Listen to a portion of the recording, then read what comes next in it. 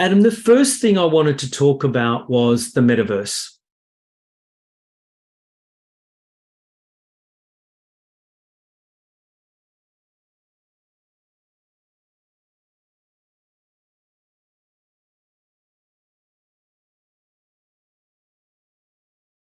Now, a lot of publicity, for want of a better term, a lot of hype about it.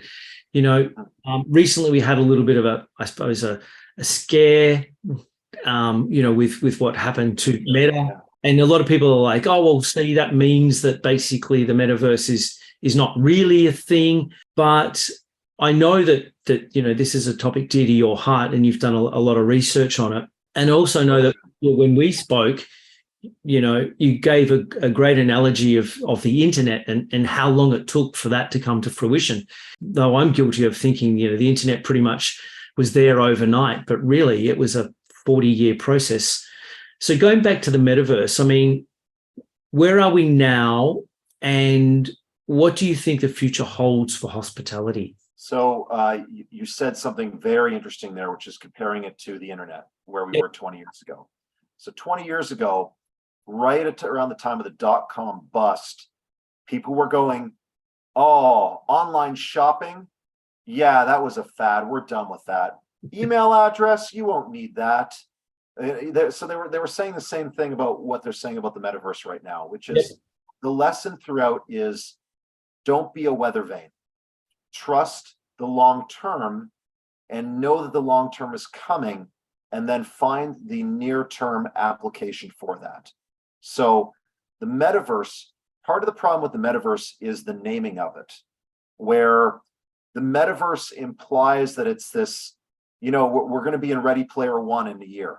And it's like, no, the internet wasn't built overnight. It started off in the 60s as ARPANET, a defense project by the US military to connect various military bases in case of nuclear war. That's how it started off, spread to universities, then it spread to consumers, and the rest is history.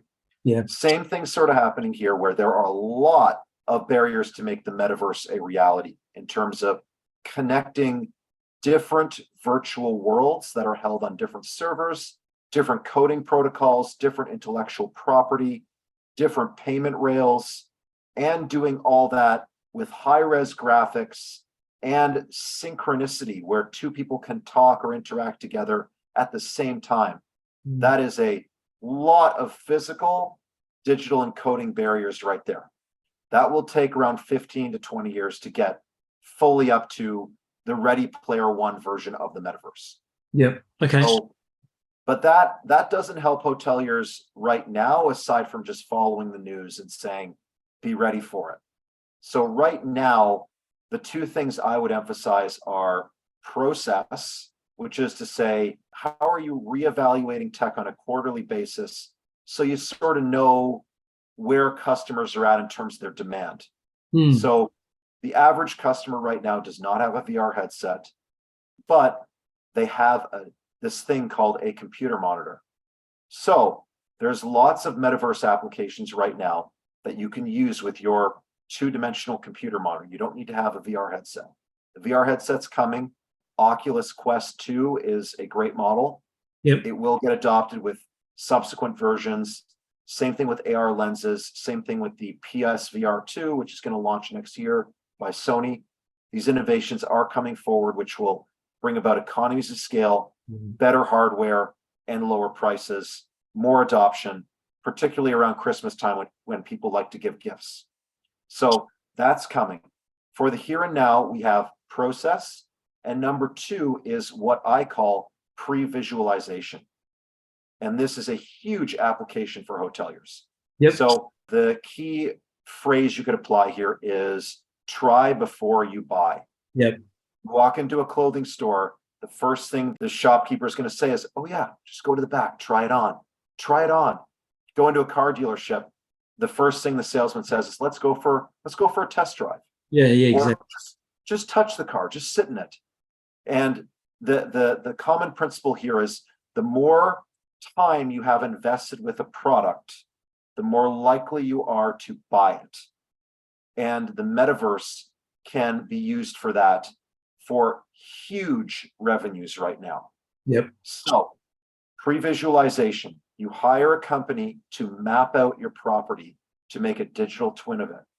That can be done today. There's lots of companies in every country around the world that can do that. Well, I wouldn't say every country, but most countries, they can come in, you get a digital twin, you map out your property.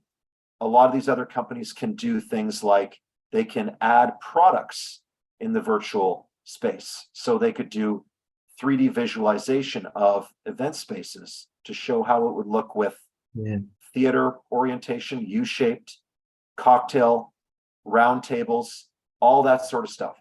So you visualize a space, you put it on a private server, give access to it. Yep. That access could either be for group sales, giving it to an event planner, and then your sales team says, oh, let's hop on a call, share my screen. We can go through a 3D model of our hotel together, and we can see how it looks like with your RFP stated number of 85 guests.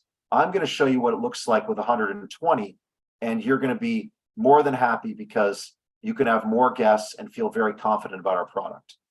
And then boom, the hotel sales team has just upsold them by 35 guests. Yep. Yeah. And you can do that also with your private spaces, both for the event side to show what a room block would look like if they want to do a full hotel buyout, a full section buyout, buy a full floor, see what that looks like to help get more confidence in the product.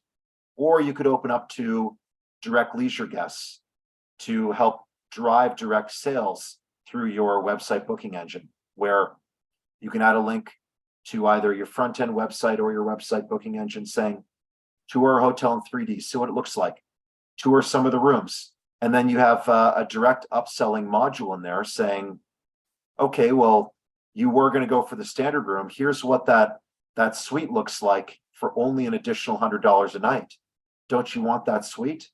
Yep. And they see the suite, so therefore they're like, yeah, I feel pretty confident about what I'm getting in additional value for that $100. Let's do it. So there you go. So it's process and pre-visualization. That's the near term right now. I love it. I love it.